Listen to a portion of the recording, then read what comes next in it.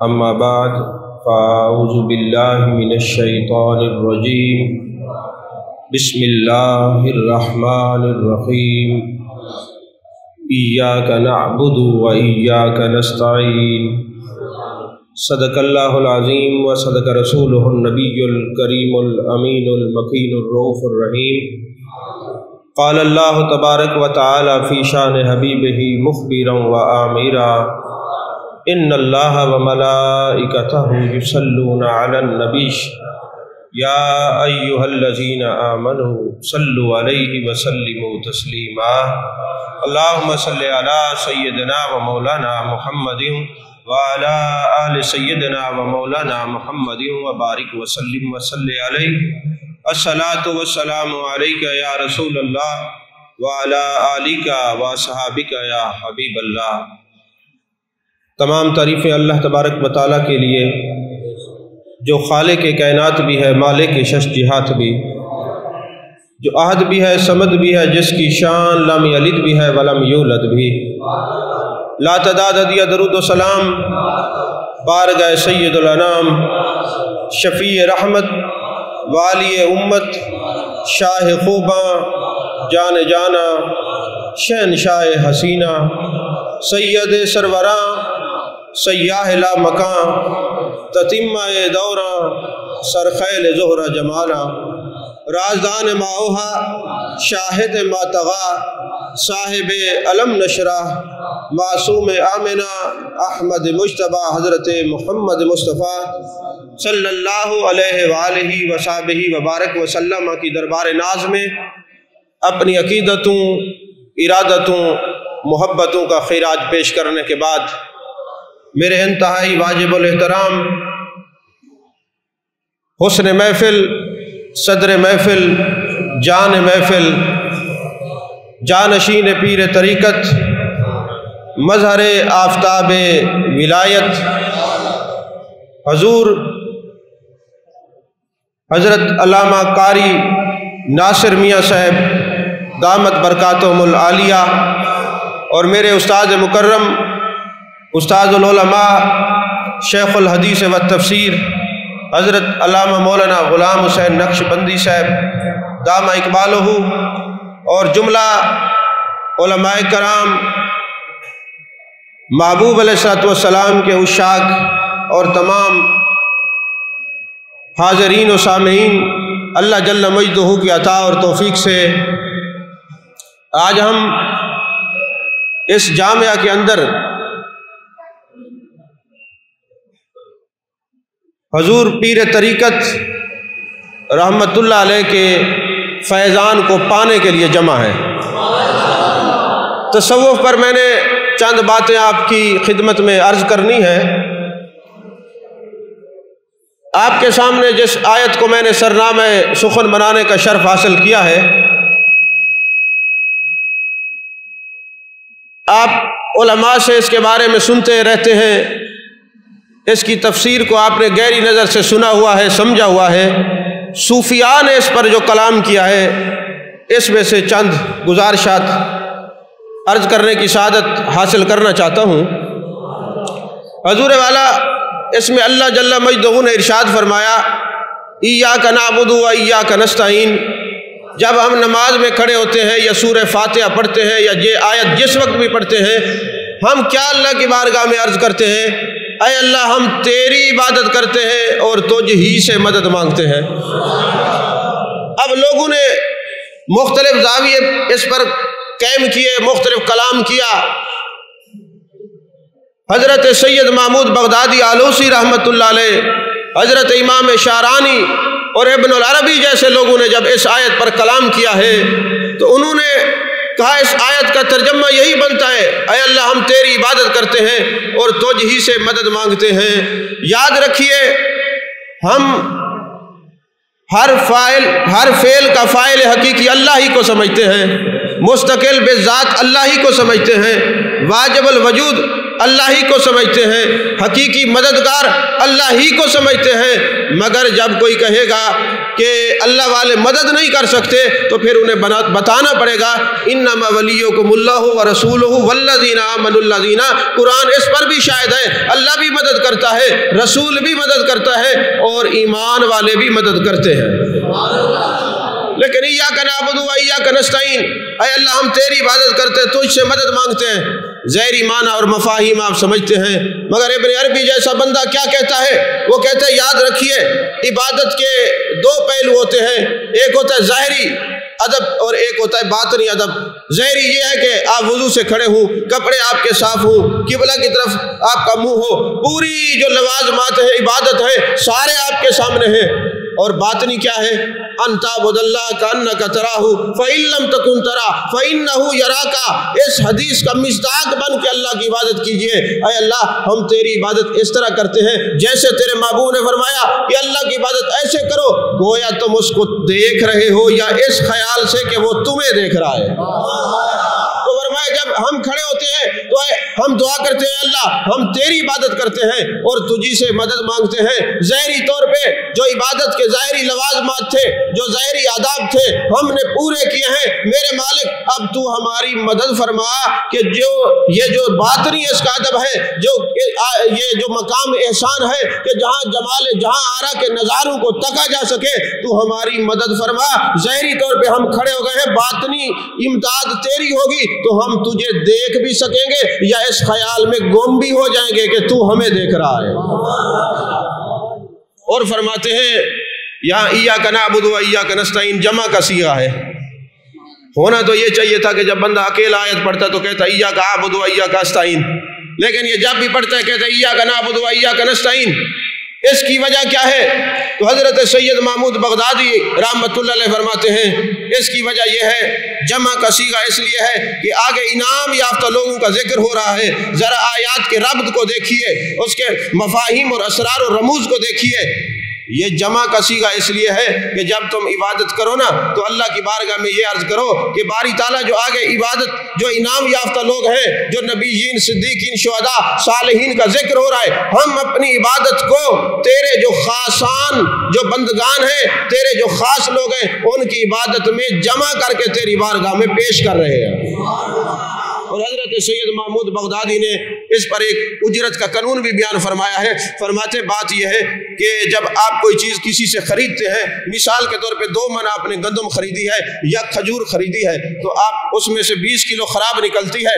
اب قانون آپ کا ذہن کیا کہتا ہے؟ جو خراب ہے وہ واپس کر دی جائے، جو صحیح ہے وہ رکھ دی جائے، مگر اجرت کا قانون کیا ہمیں سمجھاتا ہے؟ وہ قانون ہمیں یہ بتاتا ہے جب خریدی تھی تو ساری خریدی تھی، اب رکھنی ہے تو ساری رکھو، واپس کرنی ہے تو ساری کرو۔ کہا جب تم اس آیت پر پہنچ کر یہ خیال کرو گے کہ یہ جو کاملین، واصلین، یہ نبیین، صدیقین، شہداء، صالحین، یہ عارفین، کاملین، رادین، مردین، یہ جو تیرے خاص بندے ہیں، ان کی عبادت میں اپنی عبادت کو ملا کے میرے مالک تیری بارگاہ میں پیش کرتا ہوں، یہ کیسے ہو سکتا ہے کہ اپنے خاص لوگوں کی عبادت رکھ لے اور ناقصین کی اس کے منہ پہ مارے؟ ایسا ہو نہیں سکتا۔ فرمایا کہ چونکہ اللہ نے ہمیں یہ قانون دیا ہے، اس کے محبوب نے یہ قانون دیا ہے کہ جب سودا ہوا ہے سارے کا ہوا ہے، رکھنا ہے تو سارا رکھے، واپس کرنا ہے تو سارا کرے، تو یہ قانون تو اجرت کا شریعت نے ہمیں سکھایا ہے۔ تو جب آپ کاملین کی عبادت میں اپنی عبادت کو ملا کے خدا کی بارگاہ میں پیش کریں گے تو ہم ناقصوں کی عبادت بھی کاملوں کے صدقے سے اللہ قبول فرما لے گا۔ ہم ناقصوں کی عبادت بھی اللہ تعالیٰ کاملوں کے سبب سے، جیسے آپ دیکھتے ہیں نا کہ کوئی پھٹا پرانا نوٹ آ جائے تو آپ کیا کرتے ہیں؟ ایک تازہ فریش کاپی کے اندر اس کو ملا کے چلا دیتے ہیں اور خوش ہوتے ہیں یہ چل گیا۔ اسی طرح کاملوں کی عبادت میں اپنی عبادت کو ملا کر جب خدا کی بارگاہ میں پیش کی جاتی ہے، ان کے صدقے سے ہماری عبادت بھی اللہ قبول فرما لیتا ہے۔ اور جہاں تک یہ کہا جاتا ہے کہ اللہ کے علاوہ کسی سے مدد مانگنا معاذ اللہ یہ شرک ہے، تو وہ اس معنی کو سمجھے ہی نہیں ہے۔ صوفیاء نے جو کلام کیا اس پر میں نے مختصر آپ کے سامنے یہ عرض کر دیا ہے۔ اور یاد رکھیے ہماری یہ عادت بن چکی ہے کہ جب ہم بازار میں بیٹھتے ہیں یا گلی کوچوں میں بیٹھتے ہیں، ہوٹلوں میں بیٹھتے ہیں اور ہم وہاں پہ ایک بات کرتے ہیں، او یار یہ مولویوں کے دھندے ہیں، جس مسجد میں مرضی ہے قرآن پڑھا لو، قرآن پڑھانے والے تو سارے برابر ہیں، یہ ہمیں ایسے خام خام میں لڑایا جاتا ہے، قرآن پڑھانے والے سارے برابر ہیں۔ یارو یہ ظلم نہ کیا کرو، خدا کی قسم قرآن پڑھانے والے سارے برابر نہیں۔ اگر قرآن پڑھانے والے سارے برابر ہوتے تو قرآن تو شمر بھی پڑھتا تھا، قرآن تو یزید بھی پڑھتا تھا، اور قرآن نیزے کی نوک میں میرے امام حسین پاک نے بھی پڑھا۔ تو آپ کہیں گے چلو جی یہ خطابت کے زور پہ ایسا کہہ دیا ہے، ایسا نہیں ہے۔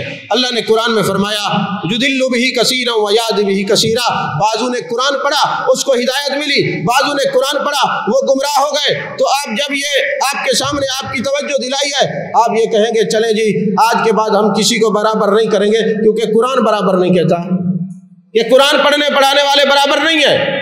بعضوں نے قرآن پڑھا ہدایت ملی، بعضوں نے قرآن پڑھا گمراہی ملی۔ لیکن آئندہ ہم یہ جملہ تو نہیں کہیں گے، ہمیں پتہ کیسے چلے گا جن سے ہم قرآن پڑھ رہے ہیں انہوں نے قرآن پڑھ کے ہدایت لی ہے، یا جن سے ہم قرآن پڑھ رہے ہیں انہوں نے قرآن پڑھ کے گمراہی لی ہے، ہمیں کیسا پتہ چلے گا؟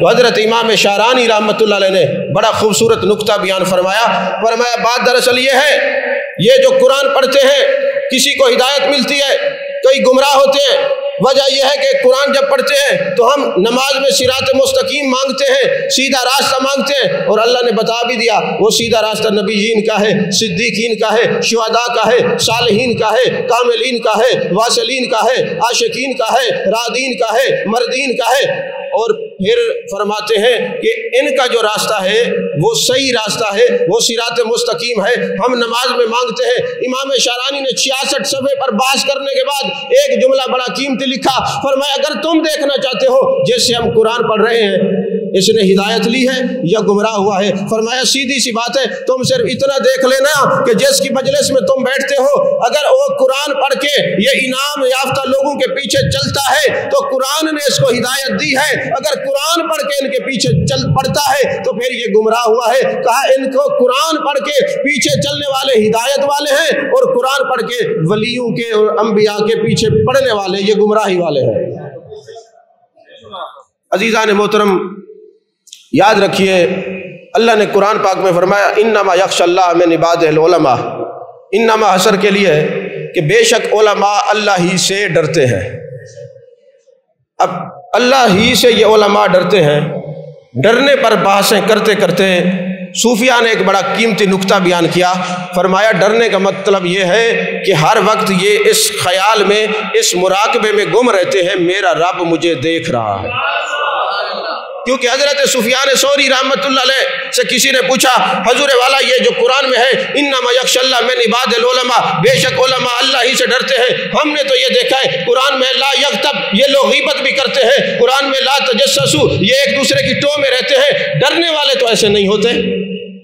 تو پھر وہ کون سی دنیا کے لوگ ہیں جن کے بارے میں اللہ نے فرمایا عالم تو اللہ سے ڈرتا ہے، خشیت کا مظہر ہوتا ہے، خشیت کا پیکر ہوتا ہے۔ تو حضرت سفیان ثوری رحمۃ اللہ علیہ نے فرمایا حقیقی عالم وہ ہے جس کا تعلق خشیت سے ہے، کیونکہ اگر کوئی بہت ساری کتابیں پڑھ لے، بہت بڑی لائبریری بھی رکھتا ہو، مگر اس کے پاس خشیت نہ ہو تو وہ عالم کہلانے کا حقدار نہیں۔ عالم وہ ہے، حضرت سفیان ثوری فرماتے ہیں عالم وہ ہے جب وہ علم پڑھتا ہے، وہ علم پڑھنے سے اس کی طبیعت سے خشیت کا اظہار ہوتا ہے، اور جس کے پاس خشیت ہوگی اس کے پاس عمل بھی ہوگا، جس کے پاس عمل ہوگا اس کے پاس ادب بھی ہوگا، جس کے پاس ادب ہوگا اس کے پاس عاجزی بھی ہوگی۔ فرمایا خشیت نے اس علم والے کو پکڑا کہاں تک پہنچا دیا، فرمایا جب علم کے ساتھ خشیت، خشیت کے ساتھ ادب، ادب کے ساتھ عاجزی، یہ ساری طبیعت علماء کے اندر موجود ہوتی ہے تو اللہ پھر ایسے عالموں کے سر پہ کرامت کا تاج رکھ دیتا ہے۔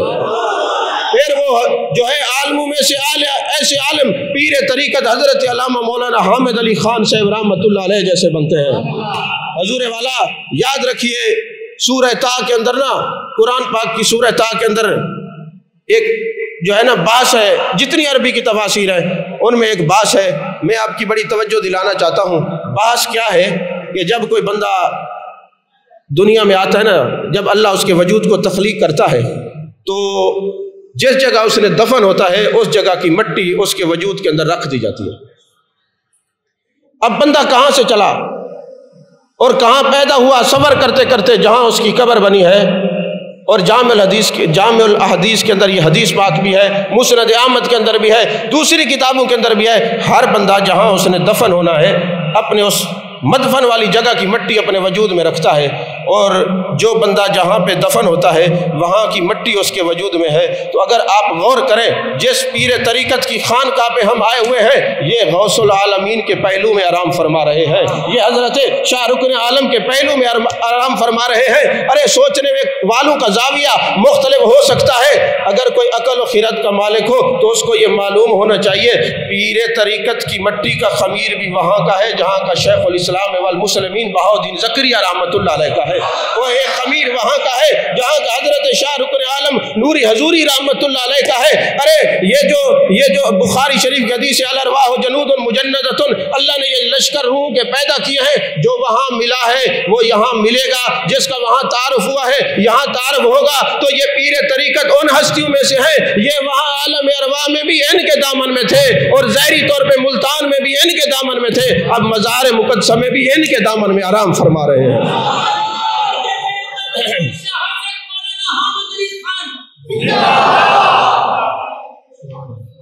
توجہ ہے۔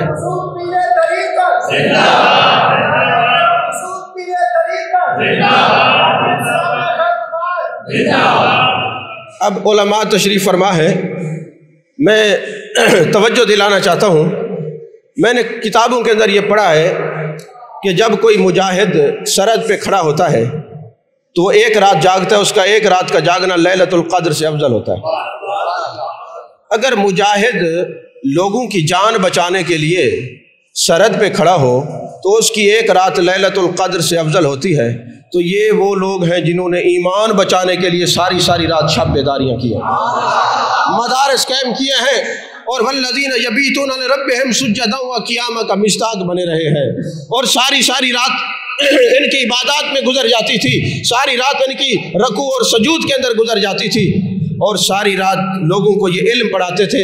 وجہ کیا ہوتی تھی کہ ایمان بچانا ایک اعلیٰ درجہ ہے، سامان لوگوں کا لوگوں کا جان بچانا افضل ہے، جو اپنی جان بچاتے بچاتے دنیا سے چلا جائے لڑتے ہوئے وہ شہید کہلاتا ہے۔ لیکن مجھے یہ بتائیں، جان بچانا زیادہ ضروری ہے کہ ایمان بچانا زیادہ ضروری ہے؟ تو کبھی جان اور ایمان کا سودا ہو تو ہم کیا دعا کرتے ہیں؟ اے اللہ ہمیں جاتے وقت ہمارا خاتمہ ایمان پہ ہو جائے۔ ہم ایمان کی دولت مانگتے ہیں، اللہ سے مانگتے ہیں کہ نہیں مانگتے؟ اگر یہ اولیاء نہ ہوتے، یہ اصفیاء نہ ہوتے، یہ ازکیاء نہ ہوتے، یہ نقبا نہ ہوتے، یہ نوجبا نہ ہوتے، یہ ہمارے ایمان کی سرحدوں کا پیرا نہ دیتے تو نہ جانے آج ہم کہاں ہوتے۔ آج جو ان کے دامن میں بیٹھے ہیں یہ ان کی مہربانی ہے۔ میں آپ کی سوانح حیات کا مطالعہ کر رہا تھا تو میں نے دیکھا کہ آپ کا وصال 7 تاریخ کو ہے۔ حضرت قاری محمد میاں صاحب رحمۃ اللہ علیہ ان کا بھی 7 تاریخ کو ہے۔ حضرت شاہ رکن عالم نوری حضوری رحمۃ اللہ علیہ کا ان کا وصال بھی 7 تاریخ کو ہے جمادی الاول میں۔ تو یہ جب لفظ 7 میرے سامنے آیا تو میں نے پھر تصوف کی کتابوں کو کھنگالا، میں نے دیکھا لفظ 7 جو ہے یہ قرآن میں بھی 7 زمین 7 آسمان، اور تصوف کی کتابوں میں بھی 7 کا جو یہ فگر ہے، یہ جو نمبر ہے، یہ 7 کا جو عدد ہے، 7 کا جو ہندسہ ہے، یہ انسان کو بڑی دور تک لے کے جاتا ہے۔ ایک حدیث پاک آپ کے سامنے رکھتا ہوں، آپ کو جلدی سمجھ آ جائے گی اور مجھے سمجھانے میں آسانی ہو جائے گی۔ آپ حضرات نے ایک حدیث پاک پڑھی ہے، شیطان اپنی زندگی میں 4 مرتبہ رویا ہے۔ پہلی مرتبہ کب رویا؟ جب وہ شیطان بنا۔ اب شیطان کی تائید میں تو آج کل بڑے لوگ سوشل میڈیا پہ باتیں کر رہے ہیں، ذرا آپ غور تو کریں یہ شیطان بنا کیوں ہے؟ اس نے تو یہی کہا تھا کہ اے اللہ تو ایک ہے، تو وحدہ لا شریک ہے، تیرے سوا کوئی عبادت کے لائق نہیں، تو معبود برحق ہے۔ ہم بھی تو یہی کہتے ہیں۔ ہم جب یہ کہتے ہیں تو ہمیں تو کوئی نہیں کہتا کہ تم شیطان ہو، لیکن جب اس نے کہا تھا تو پھر اس کو کیوں کہا گیا کہ تو شیطان ہے؟ توجہ ہے کہ نہیں ہے؟ یہ سارے جو ہیں پیر طریقت کے مہمان ہیں، آپ ان کو دیکھتے بھی رہیں، توجہ میری طرف رکھیں۔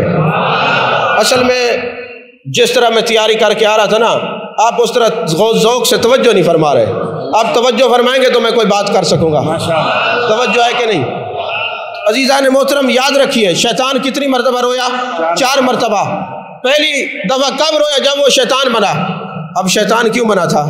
شیطان بننے کا سبب کیا تھا؟ حدیث پاک میں یہ ہے، تفاسیر میں یہ ہے کہ آدم علیہ السلام کو جب سجدہ کرنا تھا تو اس نے کہا میں سجدہ نہیں کرتا، تو آدم علیہ السلام کو سجدہ نہیں کیا، سجدہ تعظیمی تھا، معاذ اللہ کوئی سجدہ عبادت نہیں تھا۔ اچھا پھر اس نے کہا ہے اللہ تو معبود ہے، الہ ہے، تیرے سوا کوئی عبادت کے لائق نہیں، بات تو سچ ہے، وہ بھی تو یہی کہہ رہا تھا، مگر شیطان کیوں بنا؟ اس کا سبب کیا ہے؟ علماء نے لکھا، مفسرین نے لکھا، سبب یہ ہے کہ وہ نبی کو چھوڑ کے خدا کو مان رہا تھا اور اللہ کے پیاروں کی تعظیم نہیں کر رہا تھا، اللہ کے پیاروں کی توہین کر کے پھر خدا کو مانتا ہے۔ اب کتنے آپ کو علماء ملیں گے سوشل میڈیا پہ بیٹھے ہوں گے، وہ اللہ کے پیاروں کی توہین کر کے تبلیغ کر رہے ہوں گے، تو یہ جو توحید تھی یہ توحید شیطانی ہے۔ ارے نبی کو مان کے خدا کو ماننا یہ توحید رحمانی ہے۔ ذرا سوشل میڈیا پر بیٹھ کر آپ جب تقاریر لوگوں کی سنتے ہیں ذرا دیکھیے تو صحیح، یہ اللہ کے پیاروں کی توہین کر کے تمہیں دین سکھا رہا ہے یا اللہ کے پیاروں کی تعظیم کر کے تمہیں دین سکھا رہا ہے؟ اگر تعظیم کر کے دین سکھا رہا ہے تو یہ صفت ملکوتی ہے، یہ ملکوت کی سنت پہ عمل کر رہا ہے، اور اگر توہین کر کے تمہیں تعظیم سکھا رہا ہے تو شیطان بھی تو شیطان اسی لیے بنا تھا کہ اللہ کے پیارے کی توہین کی، آدم کی تعظیم نہیں کی۔ آدم علیہ السلام کی تعظیم نہ کرنے کی وجہ سے اللہ نے اس کی اس توحید کو قبول نہیں کیا بلکہ اس کو راندہ درگاہ کر دیا۔ تو شیطان بننے کا سبب ہی کیا تھا کہ وہ نبی کو چھوڑ کے ڈائریکٹ خدا کی تعریف کر رہا تھا، خدا کو مان رہا تھا۔ اور دوسرا سبب کیا ہے کہ دوسری مرتبہ تب رویا جب زمین پہ پھینکا گیا، اور پھر وہ ایک ایک کو ملتا ہے اور کہتا ہے جی میری سفارش کریں۔ اب حضرت داؤد علیہ السلام سے ملا، حضرت موسیٰ علیہ السلام سے ملا، کئی انبیاء سے ملا۔ جب انبیاء نے اللہ کی بارگاہ میں دعا کی کہ یہ ہمیں ملتا ہے اور پوچھتا ہے کہ مجھے تو اللہ نے شیطان بنا دیا، زمین پر پھینک دیا، میری کوئی اللہ تبارک و تعالیٰ مجھ سے راضی ہو جائے گا؟ تو ایک ہی جواب ملا، اس کو کہو میرے آدم علیہ السلام کی قبر پہ چلا جائے، سجدہ کر لے، اللہ راضی ہو جائے گا۔ تو یہ کہنے لگا تو ہم نے تو انبیاء کو زندگی میں نہیں مانا، تو ان کی مزار پہ کیسے جائیں؟ مزار پہ نہ جانے کا پہلا فتویٰ بھی اسی نے دیا ہے، توجہ ہے کہ نہیں ہے؟ اور دوسری مرتبہ شیطان تیسری مرتبہ کب رویا؟ جب جان کائنات، جان عالم، مصطفیٰ جان رحمت صلی اللہ علیہ وسلم کی ولادت باسعادت ہوئی۔ ارے شیطان تیرا ولادت کے معاملے سے کیا لینا دینا ہے؟ تو کیوں رو رہا ہے؟ اس نے کہا میں رو اس لیے رہا ہوں، یہ وہ نبی ہیں جن کا وسیلہ آدم علیہ السلام نے دیا تھا، اللہ مان گیا۔ میں رو اس لیے رہا ہوں جن کے اسم سے اتنا کام چلتا ہے، ان کے جسم سے کتنا کام چلتا ہوگا؟ جن کے اسم کا وسیلہ پیش کرو تو خدا مان جاتا ہے۔ اب یہ تو جلوہ گر ہو گیا، اب انا عند ظن عبدی بھی جو جیسا گمان کرتا ہے وہ رب ایسے ملتا ہے۔ اب وہ بھی رو اس لیے رہا تھا میں لوگوں کو گمراہ کروں گا، بد عقیدہ بناؤں گا، اللہ سے دور کروں گا۔ یہ محبوب یہاں پہ تشریف فرما ہے جن کے اسم سے خدا مان جاتا ہے، جسم کی کتنی برکت ہوگی۔ اللہ نے بھی فرمایا وما کان اللہ لیعذبہم وانت فیہم، محبوب جہاں آپ جلوہ گر ہوں گے وہاں عذاب نہیں ہوگا۔ تو محبوب جہاں آپ جلوہ گر ہوں گے، یہ رو اس لیے رہا تھا اب محبوب آ گئے ہیں، میں ان کو گمراہ کروں گا، ان سے غلطیاں کراؤں گا، ان سے کوتاہیاں کروں گا، ان پر اللہ عذاب نہیں ڈالے گا، اس لیے رو رہا تھا کہ جن کے اسم سے اتنا برکات کا نزول ہوتا ہے اس نبی کے جسم سے کتنی برکتیں چھپی ہوئی ہیں۔ اور چوتھی مرتبہ کب رویا؟ امام فخر الدین رازی نے تفسیر کبیر میں اس پر بحث کیا ہے، فرمایا جب سورہ فاتحہ نازل ہوئی ہے۔ توجہ ہے آپ کی؟ یہ سپیکر میرا ساتھ نہیں دے رہا ورنہ کچھ میں زیادہ تقریر کرتا، توجہ ہے کہ نہیں؟ تو یہ امام فخر الدین رازی نے کیا فرمایا؟ فرمایا یہ چوتھی مرتبہ شیطان کب رویا؟ فرماتے جب سورہ فاتحہ نازل ہوئی ہے۔ ساتھ کا فکر سمجھ میں آ جائے گا، توجہ کیجئے۔ جب سورہ فاتحہ نازل ہوئی ہے، فاتحہ سے تیرا کیا لینا دینا؟ فاتحہ سے تیرا کیا تعلق ہے؟ کیوں رو رہا ہے؟ سورہ فاتحہ تو شفا ہے، سورہ فاتحہ کے کئی نام ہیں، کئی اسماء گرامی ہیں، اور فاتحہ تو مسلمانوں کے لیے ہے، تو کیوں رو رہا ہے؟ اس نے کہا بات دراصل یہ ہے سورہ فاتحہ کی آیات 7 ہیں، جو سورہ فاتحہ پڑھے گا اور جس کے لیے فاتحہ پڑھے گا اس کی آیات 7 ہیں، جہنم کے دروازے 7 ہیں، جو فاتحہ پڑھے گا اور جس کے لیے پڑھے گا اللہ اس کے لیے جہنم کے دروازے بند کر دے گا۔ یہ رو رہا تھا میں گمراہ کرتا رہوں گا، یہ فاتحہ پڑھتے رہیں گے، جہنم کے دروازے ان کے لیے بند ہوتے رہیں گے۔ توجہ ہے آپ کی کہ نہیں ہے؟ تو اب یہ آیات حیات بھی ساتھ، جہنم کے دروازے بھی ساتھ، یہ زمین بھی ساتھ، آسمان بھی ساتھ، اور یہ جو طواف کے چکر ہے یہ بھی ساتھ، اور طواف کے جو چکر ہے وہ بھی ساتھ کیوں ہے؟ فرمایا بات یہ ہے جب کوئی بندہ آتا ہے اللہ کے حضور، وہ طواف کرتا ہے، بیت اللہ کے گرد طواف کرتا ہے، ابھی اس کا 7واں چکر مکمل نہیں ہوتا، ہاتف غیبی سے آواز آتی ہے میرا بندہ آیا ہے، اس نے 7 چکر لگائے، اس کے لیے جہنم کے 7 دروازے بند کر دیے جائے، اور یہ 7 کا فکر اس کی بارگاہ میں اتنا مقبول ہے، تو پھر جو 7 میں ان کی بارگاہ میں گئے ان کا درجہ کتنا مقبول ہوگا؟ توجہ ہے کہ نہیں ہے؟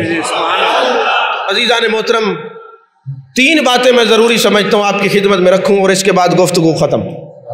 حاضری لگوانا مقصود تھی، اور ویسے بھی میں عرس پاک کی مجلس میں نہیں آ سکا، آج تک میں شرمندہ ہوں، اور میں نے حضرت کی خدمت میں عرض کیا کہ حضور والا میں آپ سے وعدہ کرتا ہوں میں تا حیات اور کہیں نہیں جاؤں گا، سفر میں یہی حاضری دوں گا، آپ بلائیں یا نہ بلائیں میں ضرور حاضر ہوں گا، کیونکہ ان کا پیار، ان کی محبتیں، اور پھر ہمارے استاد صاحب قبلہ شیخ الحدیث صاحب کی بے پناہ محبتیں، شفقتیں، یہ حضرات جو ہیں اللہ نے ہمارے لیے ان کو بہت بڑے، ان کے وجود کو ہمارے لیے سعادت بخشی ہے، یہ سعادت دینے والی جو ہے شخصیات ہیں، ان کے چہروں کو دیکھنا سعادت ہے، اور اگر میں یہ کہہ دوں کہ علماء کے چہرے کو دیکھنا عبادت ہے، یہ بھی سچ ہے کہ میرے مصطفیٰ نے فرمایا ہے، توجہ ہے کہ نہیں ہے؟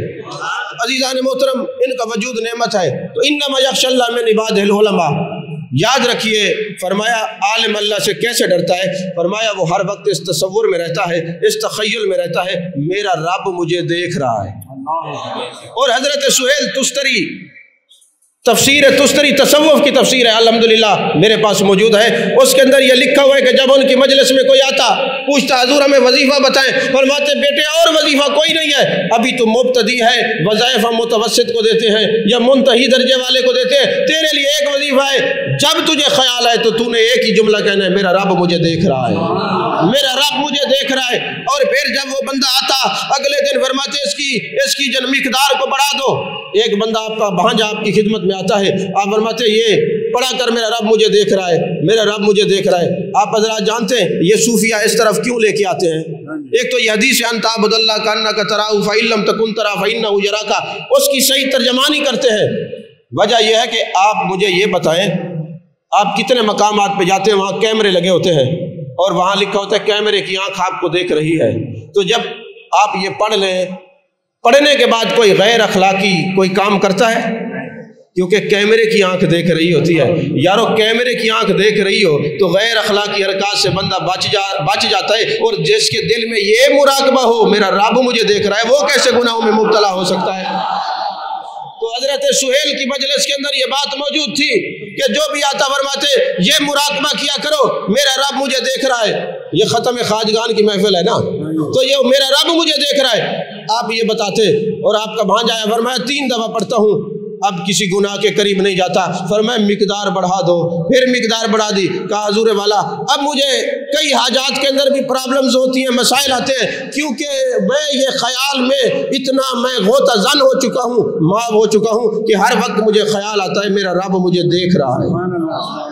اور یہ تو انسان ہے نا، حضرت سہیل کے پاس نا رحمت اللہ علیہ کے پاس ایک بکری تھی، جب آپ تعلیم دیتے وہ بکری سامنے کھڑی رہتی، آپ کے چہرے کو تکتی رہتی تھی۔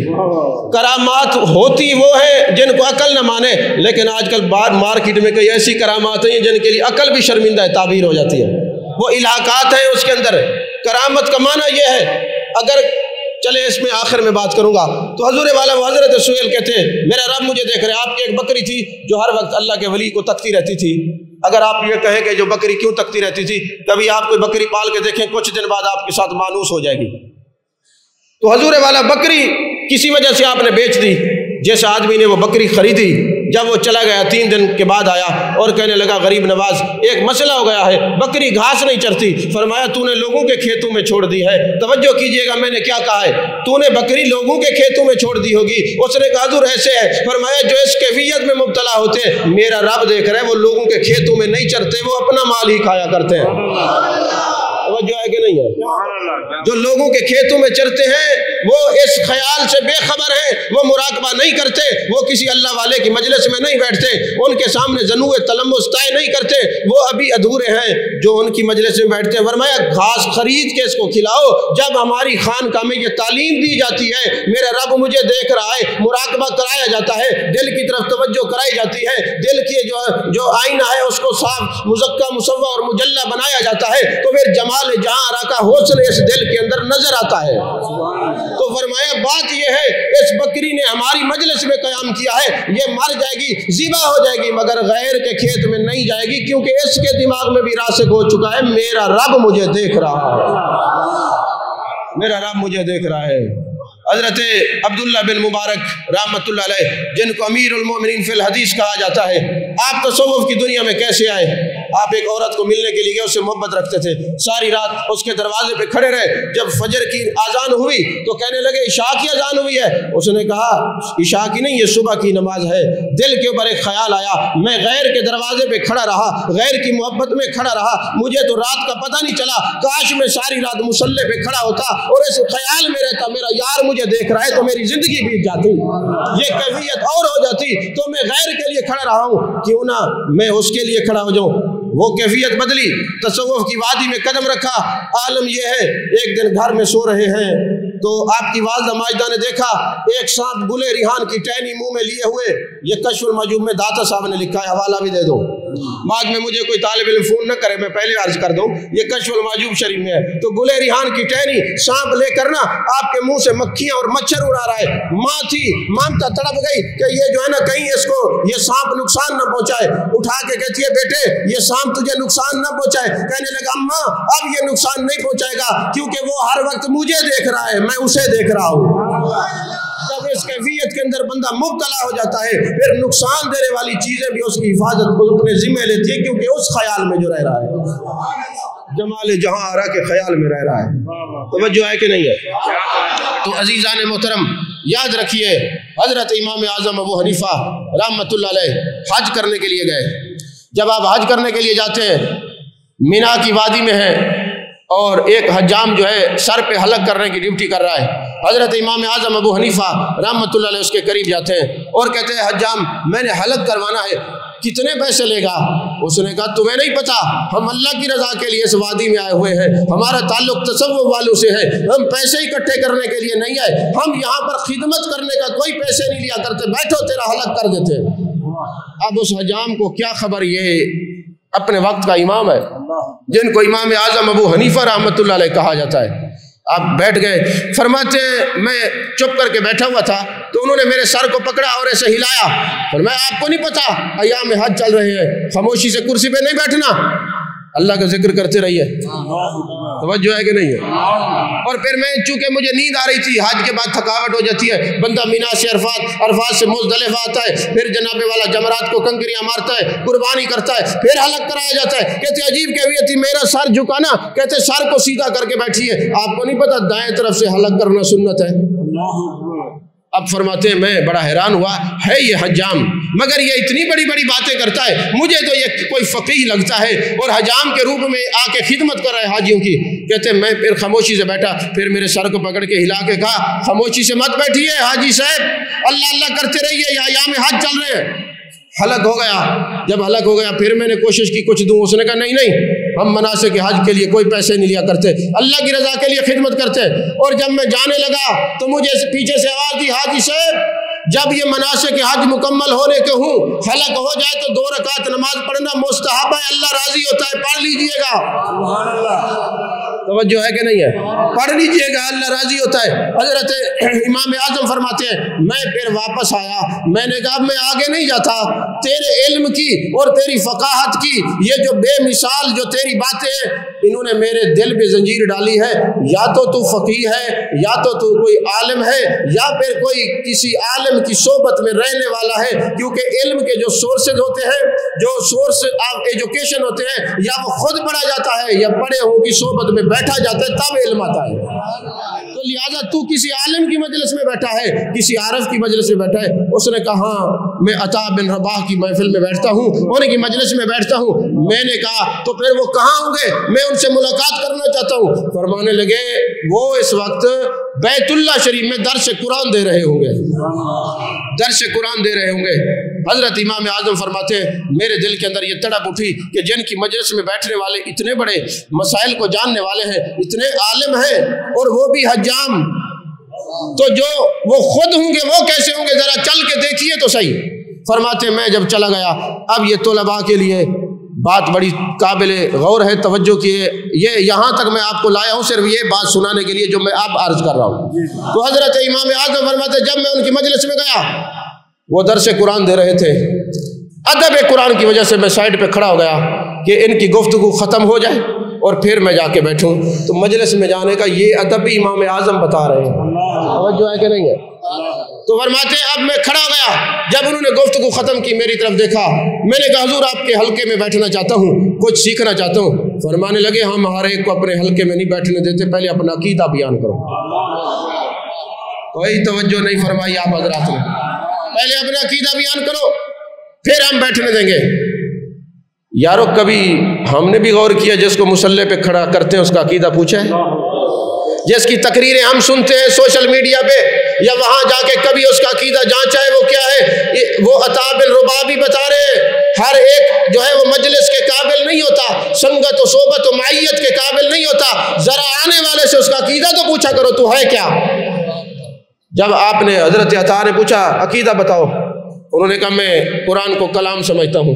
اس وقت یہ مخلوق والا نیا فتنہ کھڑا ہوا تھا، کہنے لگے میں قرآن کو کلام سمجھتا ہوں اور میں دوسرا کسی کو گناہ کے سبب سے کافر نہیں کہتا، اور تیسرا کیا کہا جو مجھ سے پہلے گزرے ہوئے ہیں یعنی صحابہ کرام اور آل بیت، میں ان پر طعن نہیں کرتا۔ آپ نے غور نہیں فرمایا میں نے کیا کہا، پھر میں دوہرا دیتا ہوں شاید آپ کی سمجھ میں آ جائے۔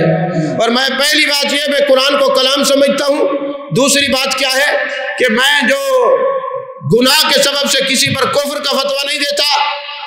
گناہ کے سبب سے گستاخی اور بات ہے، میں نے گناہ کا لفظ بولا ہے، توجہ کیجئے گا ذرا، ٹھیک ہے جی؟ تو گناہ کے سبب سے کفر کا فتویٰ نہیں دیتا، اور تیسری بات یہ ہے جو پہلے اکابرین گزرے ہیں ان پر طعن نہیں کرتا۔ وہی سمجھ شریف میں آئی ہے بات کہ نہیں آئی؟ تو امام اعظم نے کیا بتایا، ہم جن کی مجلس میں رہے ان میں یہ خوبیاں تھی اپنے اکابرین پہ طعن نہیں کرتے تھے۔ تو فرمایا انما یخشی اللہ من عبادہ العلماء، عالم جو ہوتا ہے وہ اپنے شاگردوں کو طعن نہیں سکھاتا، لوگوں کی انسلٹ نہیں کرتا، آیات بینات پڑھ کے غیبت اور چغلی کا حکم نہیں دیتا۔ استاد کے لیے لازم ہے اپنے بچوں کو ادب سکھائے تاکہ وہ ادب کرتے کرتے ان کے دل میں ادب بیٹھ جائے، جو بھی نسبت والی چیز کو دیکھے اس کا ادب کرے، یہ امام اعظم نے بتایا ہے۔ جو ہے کہ نہیں ہے؟ یہ امام اعظم ابو حنیفہ رحمۃ اللہ علیہ نے بتایا ہے۔ عزیزان محترم، یہ جو خیر المعاد ہے ہم سب کی مادر علمی ہے، کیا ہے؟ ایک بات یہ اور آخری بات کہہ کے گفتگو ختم۔ شروع میں مجھے لگا شاید میں اتنی دیر بول نہیں سکوں گا، لیکن آپ کا ذوق دیکھ کے پھر میں چلو دو باتیں اور عرض کر دیتا ہوں، اجازت ہے نا حضور والا؟ تو یہ خیر المعاد کیا ہے؟ ہمارا مادر علمی ہے۔ یہ جو جگہ ہے اس کا مقام ماں کے برابر ہے۔ چلو میں سادہ بات کہہ دوں، ایک وہ شخص بھی تھا جس کا نام فروخ ہے اور بیٹے کا نام ربیہ رائی ہے، کتنا بڑا محدث ہے، جن کے شاگردوں میں حضرت امام مالک رحمۃ اللہ علیہ جیسے لوگ ہیں۔ اور یہ فروخ جب گیا جہاد کے لیے، ایک دن نہیں دو نہیں، ملک فتح کرنے ہوتے تھے، 27 سال تک وہ جہاد میں رہا، اور جب جانے لگا تو گھر میں بچہ پیدا ہونے والا تھا، 30,000 دینار اپنی گھر والی کو دے کے گیا، کہنے لگا اس کو سنبھال کے رکھنا، شہید ہو گیا تو ہو گیا، اگر آؤں گا تو پھر لوٹ کے آؤں گا تو لے لوں گا۔ 27 سال بیت گئے اور ایک رات ایسی بھی ہوئی کہ یہ جو حضرت فروخ تھے یہ دروازے پہ دستک دیتے ہیں، 27 سال کا خوبرو نوجوان دروازہ کھولتا ہے اور وہ اندر آنے کی کوشش کرتے ہیں۔ وہ نوجوان کہتا ہے تو ہمارے گھر میں آ رہا ہے، تجھے نہیں پتا میری ایک والدہ ہے اور تو غیر محرم ہے۔ دونوں کی آپس میں لڑائی ہو گئی، ایک دوسرے کے گریبان کو پکڑ لیا، ناچاکی ہو گئی، محلے والے اکٹھے ہو گئے۔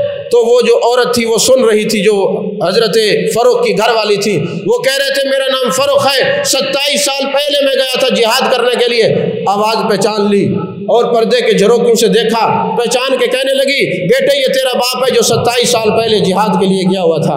اب اندر آئے، باپ کو احترام سے بٹھایا، کھانا پیش کیا، پانی پیش کیا، اتنے میں تہجد کا وقت ہو گیا، کہنے لگے ابا جی آپ تشریف رکھیے، مسجد نبوی شریف میں میں نے جا کے درس حدیث دینا ہے، وہاں حلقہ درس حدیث ہوگا، درس قرآن ہوگا، وہاں امام مالک جیسے لوگ بھی میری مجلس میں بیٹھتے ہیں۔ تو نہیں، آپ نے یہ نہیں فرمایا کہ آپ بھی آ جانا، فرماتے آپ آرام کریں، میں نے مسجد نبوی شریف تک جانا ہے، لیکن اتنی دور سے آئے ہیں، جہاد کے لیے آئے ہیں اور اتنے بڑے اکابرین میں شمار ہوتا ہے، جب نماز پڑھنے کے لیے گئے، نماز ہو گئی تو دیکھا خوبصورت امامہ شریف باندھا ہوا ہے، اب رات کو اس طرح شکل و صورت نہ دیکھ سکے، جو اب چاند کی روشنی میں ایک علم کا روشن مینار کا چہرہ نظر آ رہا تھا، اور محبوب کی حدیث پڑھاتے ہوئے وہ چمکتا دمکتا چہرہ دیکھ کر حضرت فروخ نے پوچھا یہ کون ہے؟ کہا ان کے باپ کا نام فروخ ہے، ان کا نام ربیہ رائی ہے، ان کا باپ 27 سال پہلے گیا تھا، آج تک لوٹ کے نہیں آیا۔ قسمت کے اوپر ناز کرنے لگا کہ 27 سال بعد لوٹا ہوں، اس کی گھر والی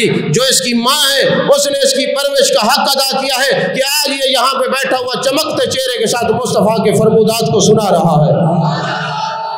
تو اب جناب والا آپ واپس آتے ہیں اور گھر والی سے سوال کرتے ہیں وہ جو 30,000 دے کے گیا تھا، کہا بتاؤ ربیہ چاہیے کہ 30,000؟ وہ 30,000 میں نے ان کی تربیت پہ لگا دیا ہے۔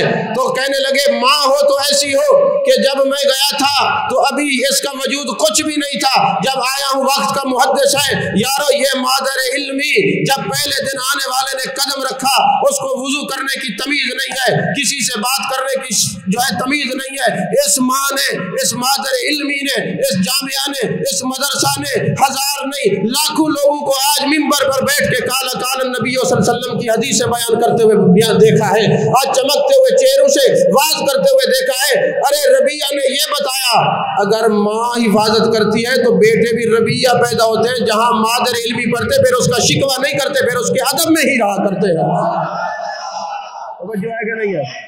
پھر اس کا شکوہ نہیں کرتے، پھر ماں ماں ہوتی ہے۔ اس کو مادر علمی ایسے نہیں کہا گیا۔ یہاں میں ایک بات پرانی عرض کر دوں، جب کوئی چیز اپنی اصل کی طرف لوٹتی ہے، مقالات کاظمی میں حضور غزالی زمان رحمۃ اللہ نے بحث کی ہے، جو چیز اپنی اصل کی طرف لوٹتی ہے وہ پاک ہو جاتی ہے، توجہ ہے کہ نہیں ہے؟ جو چیز اصل کی طرف لوٹتی ہے وہ پاک ہو جاتی ہے۔ جب یہ ہمارے رمضان المبارک میں نا یہ مفتیان کرام نصاب بناتے ہیں تو پھر کیا کرتے ہیں، اصل کو بھی زکوٰۃ نہیں دینی چاہیے اور فرع کو بھی، یعنی ماں باپ اصل ہے، اولاد فرع ہے، کائنات کی بھی اصل ہے، وہ جان کائنات صلی اللہ علیہ وسلم ہے، تو جو چیز اصول یہ اپنے اصل کی طرف متوجہ رہتی ہے وہ پاک رہتی ہے۔ کہا پھر اصل کس کی ہے؟ کہا بیٹے کے لیے اصل اس کے والدین ہیں، بیٹی کے لیے اس کی اصل اس کے والدین ہیں، مرید کے لیے اصل اس کا پیر ہے، شاگرد کے لیے اس کی اصل جو ہے مادر علمی ہے یا اس کا استاد ہے، توجہ ہے کہ نہیں ہے؟ تو جو چیز اپنے اصل کی طرف متوجہ رہتی ہے پاک رہتی ہے۔ اب دیکھیں نا، یہ سیوریج کا پانی لگتا ہے کھیتوں میں، تو کسی مفتی نے کہا بھئی گندا گٹر کا پانی لگتا ہے، اب تم نے یہ کھیرے نہیں کھانے، یہ گوبھی اور سبزی نہیں کھانی، سارے کھاتے ہیں، مل کے کھاتے ہیں، اور کہتے ہیں جی اصول یہ ہے کہ جو چیز اپنے اصل سے مل جاتی ہے وہ پاک ہو جاتی ہے، چونکہ اس کی جو کھاد ہے اس کی اصل مٹی ہے، یہ مٹی میں ملا تو یہ پاک ہو گیا۔ اچھا چلے میں اس کو مزید آسان کر دوں، میرے آقا کریم صلی اللہ علیہ وسلم نے ارشاد فرمایا، شعب الایمان کی حدیث پاک ہے کہ جب کوئی بچہ اپنے والدین کو محبت سے دیکھتا ہے اس کو حج مبرور کا ثواب ملتا ہے، اور حج مبرور کی جزا کیا ہے؟ جنت ہے، اور جنت اور حج مبرور کیا ہے؟ گناہوں سے پاک کر دیتا ہے، جیسے ابھی ماں کے پیٹ سے پیدا ہوا ہے۔ اور صحابی نے عرض کی یا رسول اللہ صلی اللہ علیہ وسلم اگر کوئی اپنے والدین کو 100 مرتبہ دیکھے، فرمایا اس کی رحمت وسیع ہے، کوئی میراج جائے، عرفات جائے، مزدلفہ جائے، پتہ نہیں اس کا حج قبول ہوا یا نہیں ہوا، مگر اپنے والدین اپنی اصل کو محبت سے دیکھا ہے، اس کو حج مبرور اور حج مقبول کا ثواب ملتا ہے۔ توجہ ہے کہ نہیں ہے؟ تو جو اپنی اصل کی طرف، اور امام شعرانی نے بات کی ہے کہ جب فَإِنَّمَا تُوَلُّوا فَثَمَّ وَجْهُ اللَّهِ، جس طرف بھی دیکھیے اس کا جلوہ ہے. پھر قبلہ کا تعین کیوں کہ اس طرف منہ کر کے نماز پڑھنا ہے. کہا اس آدم کی جب مٹی کو گوندا گیا تو کعبے سے مٹی منگائی، اس کی اصل کعبہ ہے. جب یہ اصل کی طرف کھڑا ہوتا ہے پاک ہو جاتا ہے. چلے میں پھر آسان کر دیتا ہوں. یہ جو جسم ہے نا، اس کے اندر آپ کو بلڈ بھی نظر آتا ہے نا، اس بلڈ کی اصل یہ جسم ہے. جب تک یہ جسم کے اندر بلڈ رہتا ہے، پاک رہتا ہے، آپ وضو کر کے نماز پڑھتے ہو جاتی ہے کہ نہیں؟ حج پہ جاتے ہیں، سرکار کے روزہ پہ جاتے ہیں، یہ اندر جو کھڑا ہے یہ پاک ہے، اپنی اصل کی طرف سے ملا ہوا ہے. اور کبھی ایسا ہو کہ یہ آپ کے جسم سے نکلے تو آپ کے کپڑوں پہ لگے تو کپڑے پاک ہوں گے ناپاک ہوں گے؟ اور بولو تو صحیح. یہ دم مسفوح ہے نا، بہتا ہوا خون ہے، کپڑے ناپاک ہوں گے. اور پھر آپ وہ ناپاک کپڑوں سے نماز پڑھ سکتے ہیں؟ اگر وہ 1 درہم سے زیادہ ہوں، مقدار میں زیادہ ہوں تو نماز پڑھ سکتے ہیں؟ نہیں پڑھ سکتے. تو یارو جو تیری اصل ہے، تیرا جسم خون کی جو اصل ہے، یہ اپنی اصل کو تیرا خون چھوڑے ناپاک ہو جاتا ہے. جس کپڑے سے لگے اس کو بھی ناپاک کر دیتا ہے. اور جو اپنی اصل والدین کو چھوڑے، اپنی اصل مدرسے کے احترام کو چھوڑے، اپنی اصل استاد کے احترام کو چھوڑے، اور پھر کائنات کی اصل جان کائنات صلی اللہ علیہ وسلم کو چھوڑے، تو جس طرح تیرے وجود سے بلڈ نکلا وہ خود بھی پاک نہیں، جیسے لگا اس کو بھی پاک نہیں چھوڑتا. جو کائنات کے اصل میرے مصطفیٰ سے دور ہوتا ہے، نہ وہ پاک رہتا ہے، نہ جس کے پاس بیٹھتا ہے اس کو پاک رہنے دیتا ہے. توجہ ہے کہ نہیں ہے؟ تو پھر اپنی اصل کی طرف متوجہ رہیے. ہاں جی، جبہ کبہ دستارے لاکھ پہن لیجئے مگر اپنی اصل کی طرف متوجہ رہیے. حضرت محدث جریر طبری، آخری بات اور تقریر ختم. اگر آپ کہیں تو ویسے میں تو بس اختتام ہی کر رہا ہوں. ایک آخری بات، توجہ ہے کہ نہیں ہے؟ یہ یقین فرمائے قبلہ کا پیار اور محبت ہے. اگر یہ مجھے بھی کہیں بس ہے تو بس ہے، اگر یہ کہیں 2 گھنٹے اور تقریر کرو تو میں کر لوں گا، کیونکہ ابھی تصوف کی وادی میں ہم چلے گئے ہیں، اور یہ وادی ایسی ہے جو یہاں سے چلا جاتا ہے پھر پیچھے آنا ممکن ہی نہیں ہے. توجہ ہے کہ نہیں ہے؟ تو حضرت محدث طبری اب جو جامعہ خیر المعاد سے تعاون کرنے والے ہیں، اور بھی کوئی تعاون نہ کریں، یہاں کے حالات و معاملات اور بلڈنگ کو دیکھ کے خوش بھی ہو جاتے ہیں، ان کے لیے خوشخبری سنا رہا ہوں. توجہ ہے کہ نہیں ہے؟ حضرت ابن جریر طبری، محدث طبری، جن کو کہا جاتا ہے اتنے بڑے مفسر ہیں، مفسر قرآن ہے، فرماتے میں ایک جگہ علم حاصل کرنے کے لیے گیا، اور جس فن کو میں نے سیکھنا تھا نا، جس مدرسے کے جامعہ کے اندر گیا، انہوں نے کہا یہاں پہ رہائش تو موجود ہے مگر کھانا نہیں ہے، کھانے کا اپنا بندوبست کرو. کہتے میرے پاس 4 درہم تھے سارے. اس کو امام صفوری نے نقل کیا ہے، اور بھی کئی کتابوں میں یہ بات موجود ہے. تو کہتے 4 درہم تھے. میں بڑا پریشان ہوا.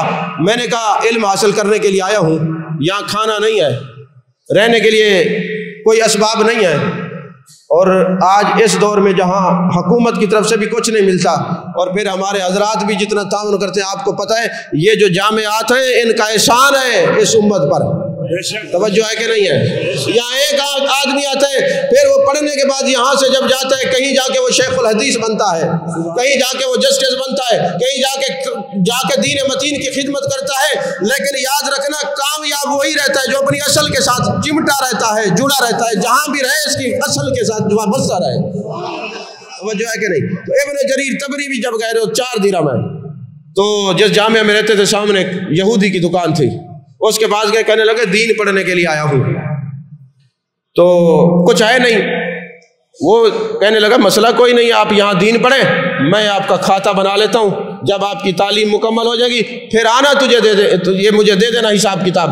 یہ پڑھتے رہے. جب علم مکمل ہوا، مکمل ہونے کے بعد اس کی دکان پہ گیا، کہنے لگا جو کھاتہ بنائے بتاؤ آپ، کچھ میرے پاس آ گیا ہے. اس نے کہا میں یہودی ہوں، اور مجھے یہ بھی پتہ ہے کہ تورات اور انجیل میں یہ بات ہے کہ یہ جو علماء ہیں نا، العلماء ورثۃ الانبیاء، یہ علماء جو ہیں انبیاء کے وارث ہیں. اور ہم پتہ ہے ورثاء کی کیا عزت کرتے ہیں. عالم آ جائے نا اس کو بٹھائے رکھتے ہیں 2 بجے تک، تم نے تقریر نہیں کرنی، نعت خواں جڑے رہتے ہیں. مجھے ایک بات اپنے ایمان سے بتائیے، محفل نعت کرانا کوئی ایمان کا حصہ ہے نعت، لیکن علماء کی قدر پہ میں عرض کر رہا ہوں، نعت سننی چاہیے، دل کو ٹھنڈا کرتی ہے، عاشقوں کے دل کو کھلاتی ہے. مگر یہ بھی دیکھو کہ تمہارا اگر بچہ چلا جائے کسی مجلس میں اور وہاں پہ اس کی قدر نہ ہو تو تم لوگ تو وہاں پہ ان سے تعلق توڑ دیتے ہو. یہ میرا بڑا پتر گیا ہی اندھے سر دیتے دستار ہی میری، یہ تو میرا صحیح وارث تھا، تم نے میری دستار کا لحاظ نہیں کیا، اس کی قدر نہیں کی. تیرا وارث چلا جائے تو اس کی کوئی قدر نہ کرے، تیرا دل ٹوٹتا ہے. تو جو انبیاء کا وارث ہے وہی سمجھ نہیں آئے. جو علماء انبیاء کے وارث ہیں وہ کہیں چلے جائیں تو اس کی قدر نہ کرے، وہ کہے فلاں نعت خواہ مولانا تیرا آخر میں نمبر آئے گا، ذرا دیکھ تو صحیح وہ جو دستار فضیلت سر پہ باندھ کے اس کی اپنی نہیں ہے، جس نبی کا کلمہ پڑھتا ہے اس کا یہ وارث ہے. تو تیرے وارث کی کوئی قدر نہ کرے، تیرے دل کو تکلیف ہوتی ہے تو جانے کائنات کے جو ورثہ یہ علماء بیٹھے ان کی قدر کرو گے تو میرے مصطفیٰ تم سے راضی ہو جائیں گے. عزیزان محترم پھر کیا ہوا؟ کہا جی کھاتا دکھاؤ. اس نے کہا بات یہ ہے میں یہودی ضرور ہوں، مجھے پتا ہے یہ عالم جو ہیں یہ انبیاء کے وارث ہیں، میں نے تیرا کھاتا ہی نہیں بنایا. وجہ ہے کہ نہیں؟ تیرا کھاتا نہیں بنایا، چلا جا. یہ دعا دے کے چلے گئے. پھر سفر کرتے کرتے اسی سال حج پہ گئے نا، تو جیسے ہی طواف کر رہے تھے تو وہی دکاندار جو یہودی تھا وہ سامنے کھڑا تھا. آپ نے آنکھیں ملیں اور دل میں خیال کیا یہ وہ ہے کہ اس جیسا ہے. کہا تبری حیران نہ ہو، نہ میں اس جیسا نہیں ہوں، میں وہی ہوں. توجہ ہے کہ نہیں؟ میں وہی ہوں. کہا تو پھر یہاں کیسے؟ اس نے کہا بات یہ تو دعا دے کے چلا گیا. جب میں رات کو سویا جانے کائنات صلی اللہ علیہ وسلم کی زیارت نصیب ہوئی. میرے آقا نے فرمایا بات سن، تو میرے وارث کے لیے کھاتا نہ بنائے پھر غیروں کے کھاتے میں رہے، یہ کیسے ہوتا ہے؟ میں تجھے اپنے کھاتے میں ڈالنے کے لیے گنبد خضرا سے خود چل کے آیا ہوں. اب مجھے آپ یہ بتائیں جو طلباء کی خدمت کرتے ہیں وہ میرے مصطفیٰ کریم صلی اللہ علیہ وسلم کی نگاہ سے چھپے ہوئے تھوڑی ہیں. اگر کوئی یہودی ہو وہ وہاں دینی طالب علم کی خدمت کرے تو میرے آقا کیا فرماتے ہیں کہ تو میرے ورثاء کے لیے کھاتا نہ بنائے پھر رہے غیر کے کھاتے میں. یہ کیسے ہو سکتے؟ ہم تجھے اپنے کھاتے میں ڈالنے کے لیے آئے ہیں، تجھے اپنا کلمہ پڑھانے کے لیے آئے ہیں. یہاں بڑے دنیا دار ہم نے دیکھے ہیں، ان کے پیسے ضائع ہو جاتے ہیں مگر وہ جب مدارس پہ خرچ کرتے ہیں وہ تو میرے مصطفیٰ کے کھاتے میں ڈالتے ہیں اور پھر میرے مصطفیٰ ان کو اپنے کھاتے میں ڈالتے ہیں، پھر کسی چیز کی کمی نہیں آنے دیتے. میں دعا گو ہوں اللہ تعالیٰ ہم سب کی حاضری کو قبول فرمائے. جو جتنی دیر گفتگو ہوئی اللہ تعالیٰ ہم سب کو اس پر عمل کرنے کی توفیق عطا فرمائے. ہمارے دوست ماشاءاللہ محمد حسین بابر صاحب اللہ ان کو سلامتی عطا فرمائے، یہ میرے محبوب کے عاشق ہیں. جہاں ان کو پتہ چلتا ہے یہ صحیح معنی میں محبوب کی عزت و ناموس کے صحیح چوکیداری کرنے کے لیے وہاں موجود ہوتے ہیں. تو اللہ تعالیٰ تمام علماء کی خیر فرمائے اور دعا فرمائے. حضور جانشین پیر طریقت کی عمر میں اللہ برکت عطا فرمائے، تادیر ان کا سایہ صحت و تندرستی کے ساتھ سلامت رکھے.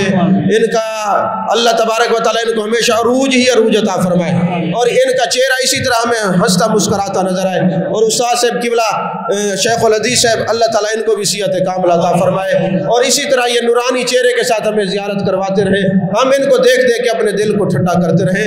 آمین. وآخر دعوانا الحمدللہ رب العالمین.